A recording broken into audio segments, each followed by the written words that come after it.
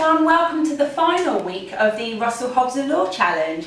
And this week's challenge is a freestyle challenge, so we can make whatever we like, and we have a 3-in-1 hand blender to use for this week's challenge. Now this is a great piece of kit, especially if you have limited room in your kitchen, because it does what all the other pieces of kit that we've used this week does, but all in one. So this is the main part here, which you add attachments to, and the attachments are a handheld stick.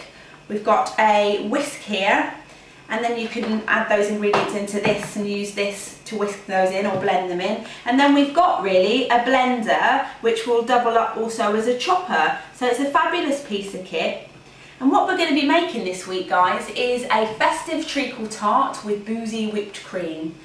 And I'll just show you what ingredients we're going to need. Really simple dish. We have a whole tin of golden syrup. You're going to be needing all of that. We have 85 grams of white breadcrumbs. We've got the zest and the juice of a lemon. We have half a teaspoon of ginger.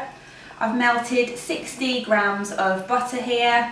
We have 70 mils of double cream. And then to make the quick sweet flan pastry, which is only 4 ingredients, we have 250 grams of plain flour. We have 90 grams of caster sugar, 125 grams of butter that's been softened at room temperature, and a large egg. This is a fabulous recipe to make. It's great to be cooking in your kitchen, so I'm going to teach you how to do this. Let's make a start. The first job we're going to do is make our sweet flan pastry. Now you can buy sweet flan pastry, but this is a cookery challenge, and let's challenge ourselves. It really isn't hard to make pastry. The first thing we need to do is place the butter and the sugar into this processor, and we're going to whisk them until they're combined. And then once we've done that, we're going to add the egg as well, and we're going to whisk that for 30 seconds.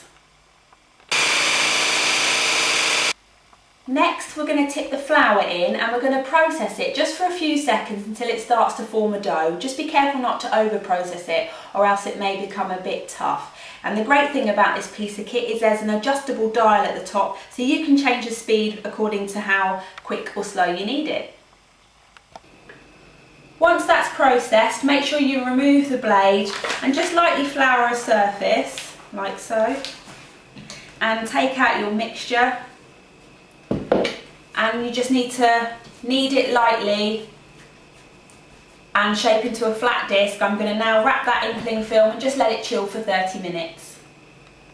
Once you've removed our rested pastry or the shop bought pastry from the fridge, roll it out to a thickness of a £1 coin, and then you need to use it to line a shallow tart tin such as this.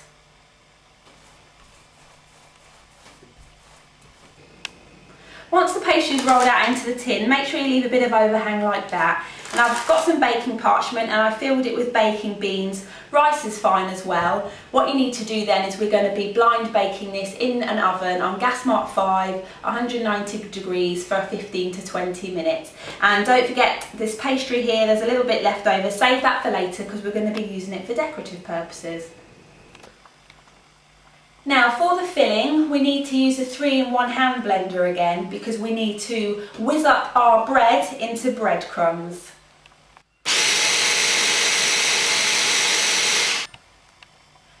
Now that these are lovely fine breadcrumbs, we need to add them to a bowl with the lemon zest and the ginger. Just mix them around together. Make a well in the middle of your breadcrumbs and add the other wet ingredients. So that's your tin of golden syrup, followed by 3 egg yolks, followed by the melted butter,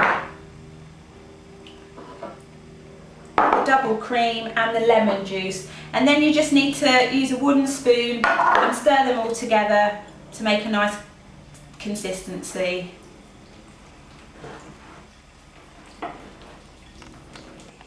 So while that's baking, here we can have a little bit of fun with our leftover pastry. I've got little star cutters, but you can use whatever you want, or you can go freestyle. Let's make it a little bit festive. So I'm just going to cut out some stars to put on top of our filling when that goes back into the oven.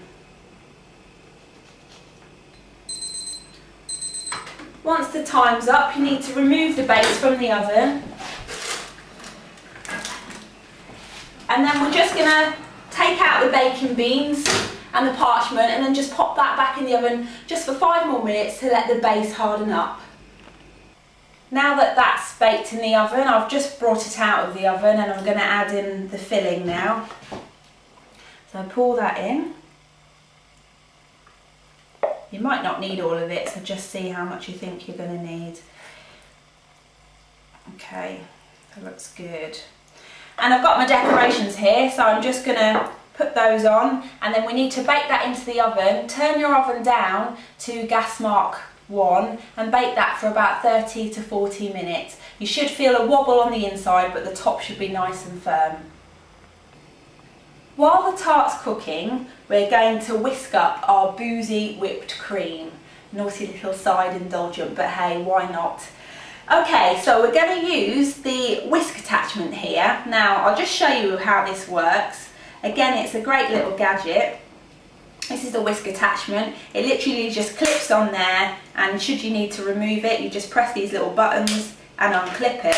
So in the container that's provided, it's also got measures up the side. I've put in some of the double cream that we had left over from the main pudding. I've also got some icing sugar, just a couple of spoonfuls of that, and whatever alcohol you choose to use. Now I'm going to use brandy for this, but I can tell you for a fact that Bailey's also works just as well. It's whatever you fancy. So just add a splash of that also to the container and whisk it up until it's nice and thick, and pop it in the fridge until you're ready to serve.